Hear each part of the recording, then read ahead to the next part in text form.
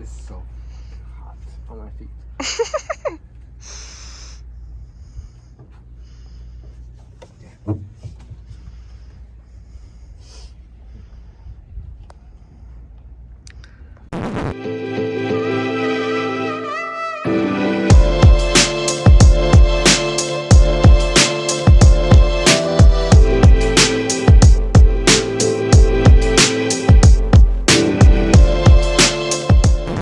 Hey, what's up guys? Tip and Tara here from Fit to Travel, coming to you from beautiful Bora Bora, and we are at the Intercontinental Overwater Bungalows. Yes, we're at the Le Moana Intercontinental, which is on the south part of Bora Bora. It's on the main island.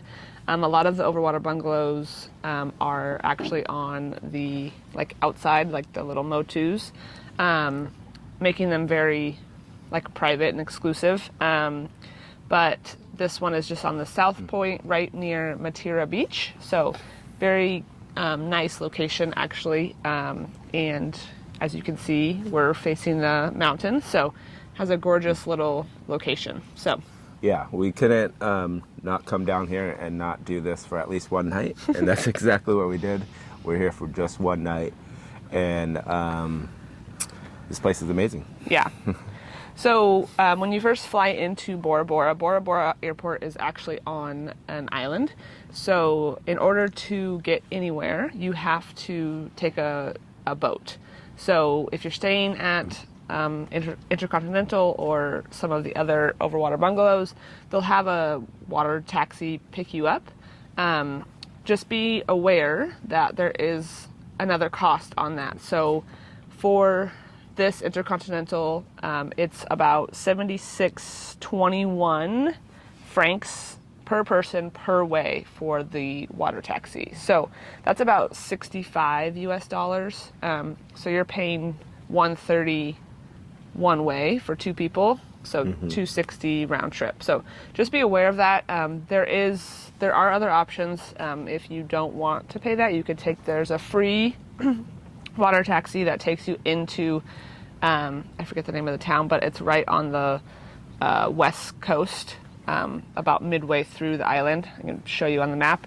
And then from there you can take a taxi down, which is 2,000 francs, which is less than $20. So if that's something that you don't want to spend extra on, that's an option too.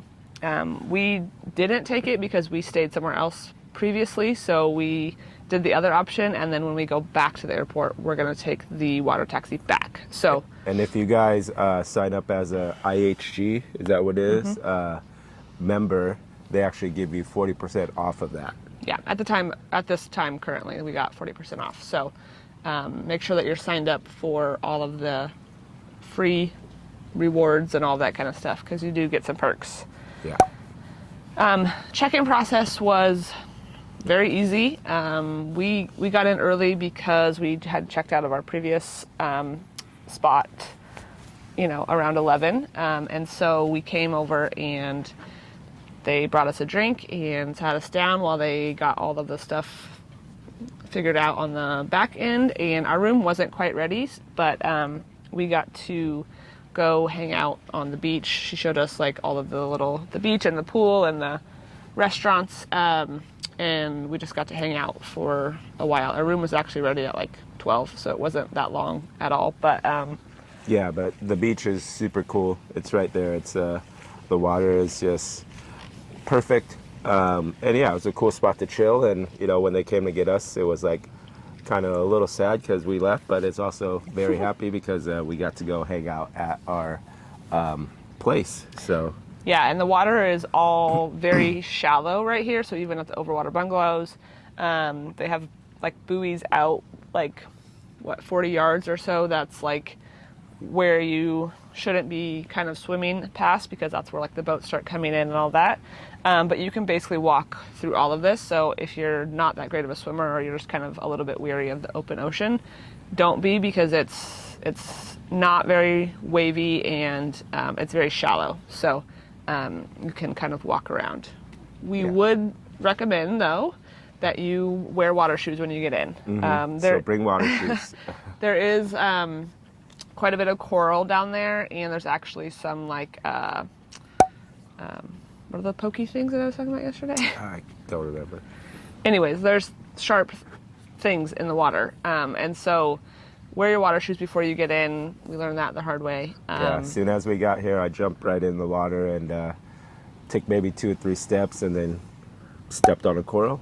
And then they had the medic come and clean it out for me and everything. And so probably my foot hurts a little bit, but now we're wearing water shoes no matter what every time we get in the water here. So highly recommended. Buy some. We'll have a link to the ones we have down below. We actually would recommend it for anywhere in French Polynesia, just because a lot of the beaches have quite a bit of rock and coral right when you first get in. You can bypass it pretty easily, but you just never know what's out there. So don't try to just get in the water without anything, just to be on the safe side. So.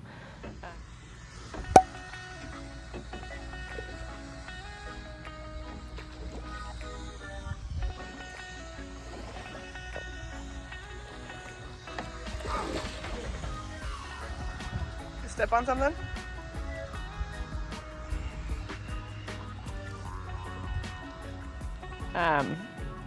The other thing too is like the coral.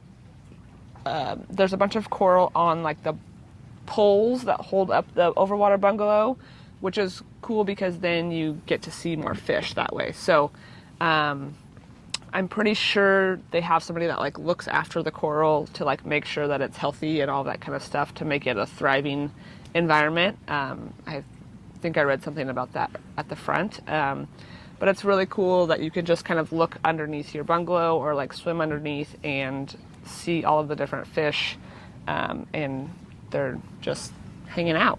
Yeah. So once we checked into the room, everything is like, as you can imagine, all the amenities that you would need. There's a like the bedroom part, and then there's also like the living space. So there's a couch and a coffee table that's see-through, so you can feed the fish and watch the fish swim underneath you, which is really cool. And then there's a whole big shower and bathroom. Bathtub. Bathtub and all of that. So it's a very nice, big, spacious bungalow. And then on the outside, obviously, you'll have the patio and then stairs down to the water where you can get in on a ladder. There's a shower, too, at the bottom of your deck, so you can shower off after you've been snorkeling with the fish. Yeah. It's a really spacious room. But, you know, the best part of it is just this outside deck here and just being able to hang out. Luckily for us, it was rainy, basically, I don't know, the whole time we've been in the French Polynesia. But once we got into Bora Bora, we, knock on wood, we haven't had a drop of rain, really. So it's been super nice, and we've had great, fantastic weather here. So we've been able to just hang out here, basically. Yeah, yesterday was really gorgeous. It was amazing. It was like blue skies and perfect weather. You know, it wasn't too cold in the water. If it was raining, it obviously puts a little bit of a damper on your snorkeling, but there's still plenty to do around here. So that is nice. All right, let's talk about the food and drink prices here. So we've only been here for less than 24 hours now. We've gotten quite a bit of drinks, and you know the drinks are pretty reasonably priced. I think anywhere from they're like 1,500 francs, so like $12, 12, 13 $15. Yeah. So not horrible. Yeah. And then we only ate one thing. We got a penne pasta. That was for lunch. And, you know, it was good. It got the job done. It's nothing special. Yeah.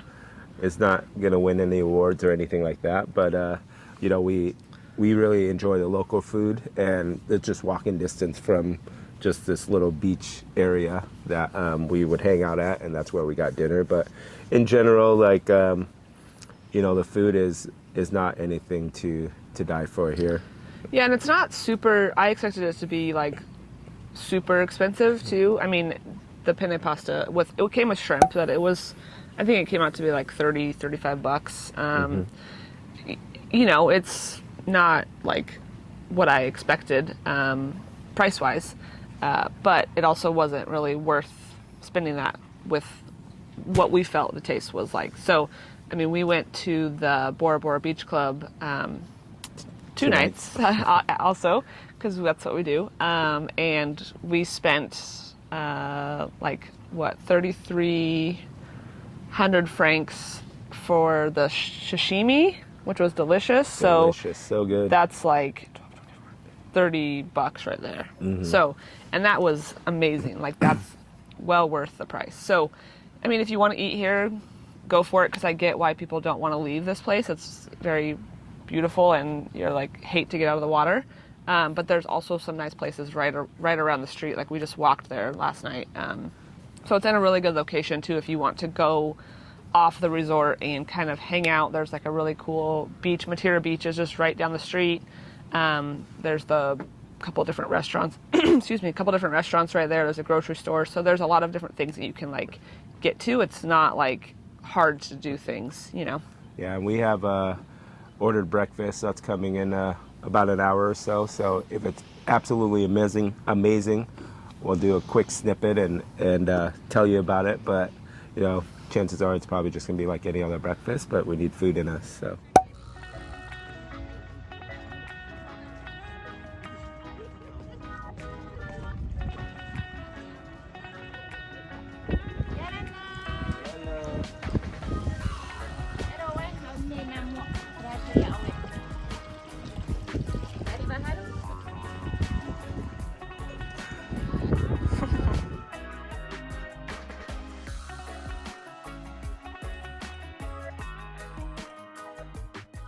Yeah.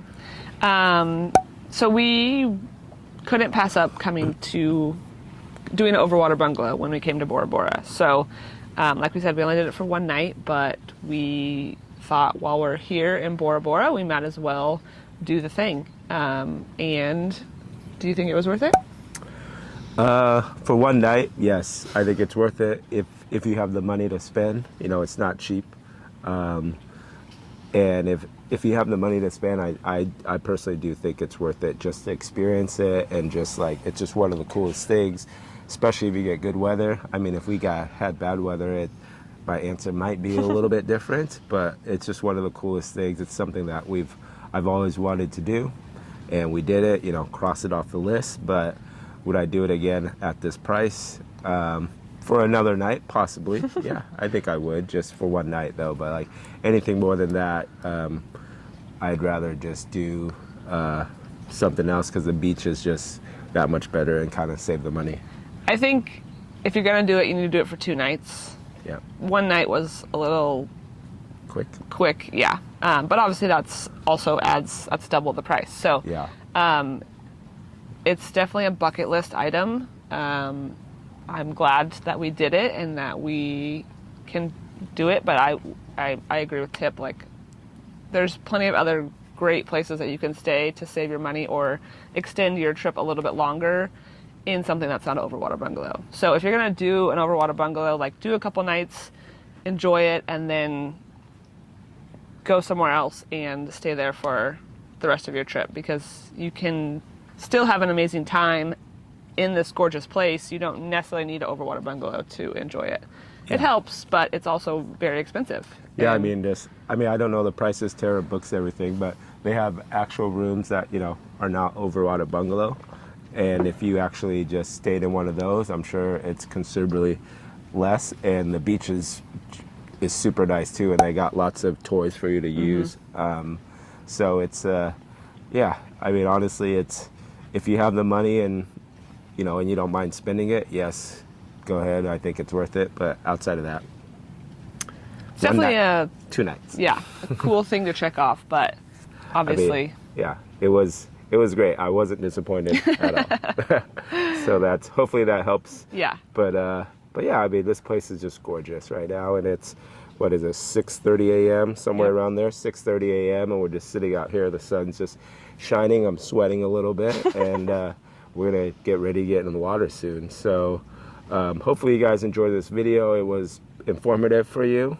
We got more videos to come. We still have what, 4 or 5 days left here in the French Polynesia. The next stop will be Huahine. So we're excited for that. That's a lot different island than this. So we're excited to check that out, show you guys. So if you guys would like, comment, subscribe, make sure you don't miss any of our other French Polynesia videos that are going to be dropping soon. Yep, you can go ahead and click the link to watch the rest of them here, and we'll catch you on the next one. Peace.